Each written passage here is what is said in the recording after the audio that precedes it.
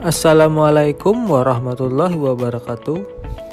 Kali ini kami akan mempresentasikan makalah tentang pemungutan liar atau pungli dengan teknik analisa SWOT. Sebelumnya, perkenalkan, kami dari kelompok 4, saya Jaini Najih Karimi dan teman saya Nur Syarifah.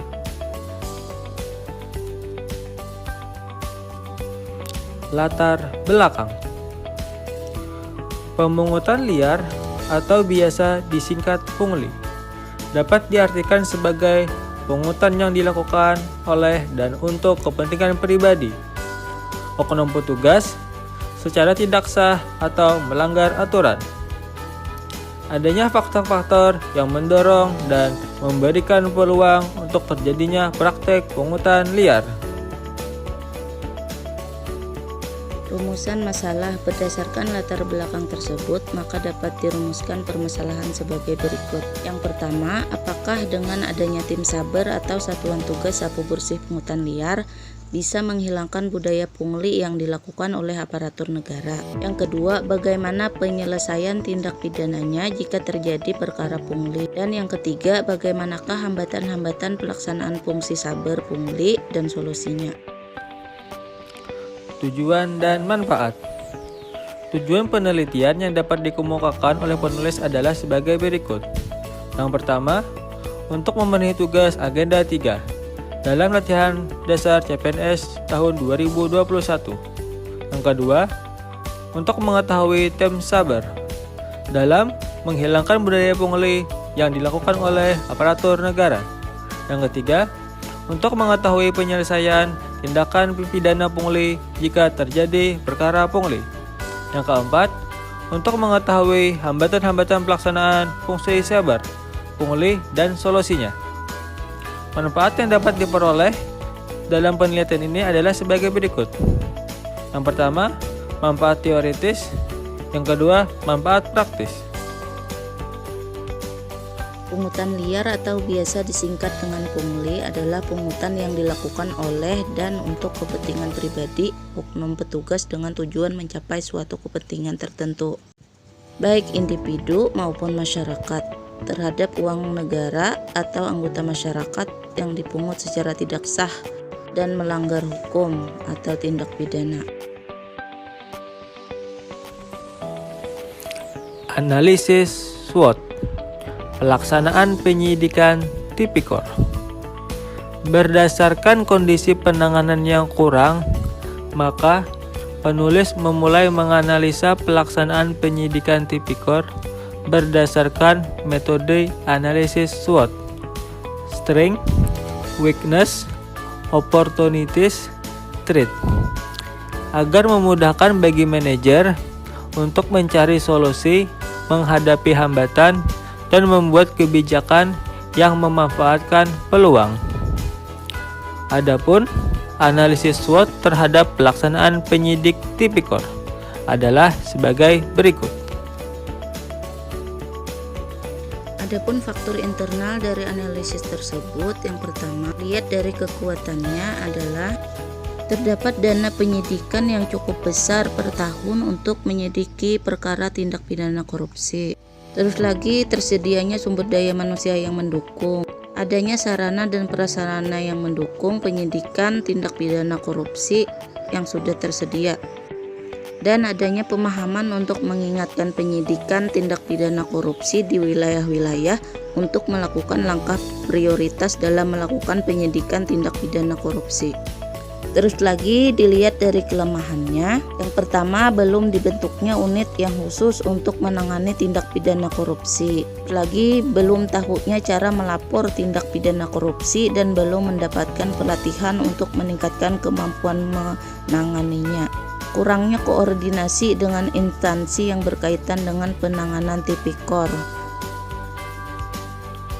Faktor eksternal. Peluang atau opportunities. Yang pertama, adanya undang-undang yang mengatur untuk keterbukaan informasi publik. Yang kedua, dapat dilihatnya anggaran pemerintah daerah di portal web resmi. Yang ketiga, adanya sistem lelang yang terdaftar sehingga lebih mudah mengontrol apabila terjadi kecurangan. Yang keempat, pengetahuan yang cukup untuk memantau tindakan korupsi. Yang kelima, lebih sering berkoordinasi. Ancaman atau treaty. Yang pertama, rumitnya birokrasi. Yang kedua, pelaku lebih pandai atau lebih banyak cara menyembunyikan perbuatannya.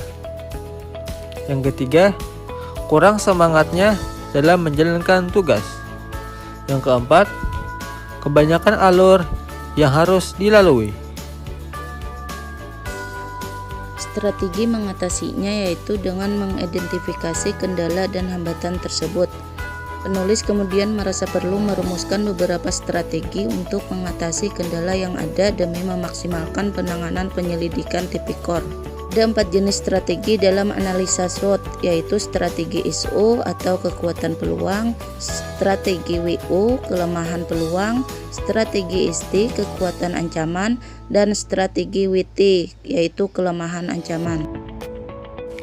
Strategi SO, Strength dan Opportunities. Yang pertama, memanfaatkan sarana dan prasarana. Yang kedua, mencari bahan-bahan materi di media internet. Yang ketiga, menggunakan dasar aturan Undang-Undang Keterbukaan Informasi Publik.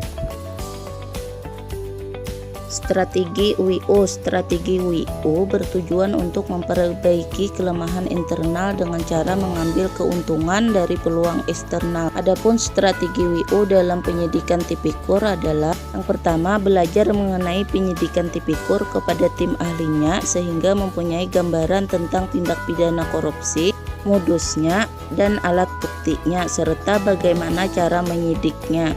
Dengan memberikan pemahaman tersebut, maka akan berakibat kepada peningkatan kemampuan penyidikan kita. Yang kedua, mengkoordinasikan setiap langkah penanganan dalam penyelidikan maupun penyidikan. 3. Mengintenskan hubungan koordinasi dengan instansi samping yang mendukung pelaksanaan tipikor sehingga tercipta hubungan yang baik. Strategi ST, Strength dan Treat. Strategi ST menggunakan kekuatan sebuah perusahaan untuk menghindari atau mengurangi dampak ancaman eksternal. Adapun strategi ST dalam penyidik tipikor dengan diterapkannya pola kinerja yang total mengejar keberadaan alat bukti sebelum alat bukti tersebut dihapus atau dihilangkan oleh pelaku tindakan pidana korupsi. Strategi WT atau weakness threat.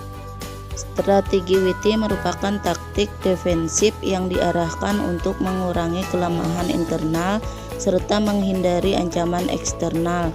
Adapun strategi WT dalam penyidikan tipikor adalah yang pertama, merumuskan perencanaan penyelidikan dan menyidikan yang digunakan sebagai acuan dalam bertindak.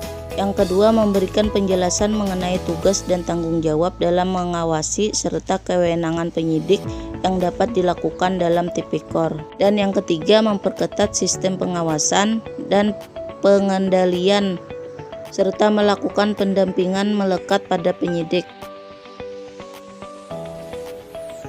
Yang terakhir, kesimpulan.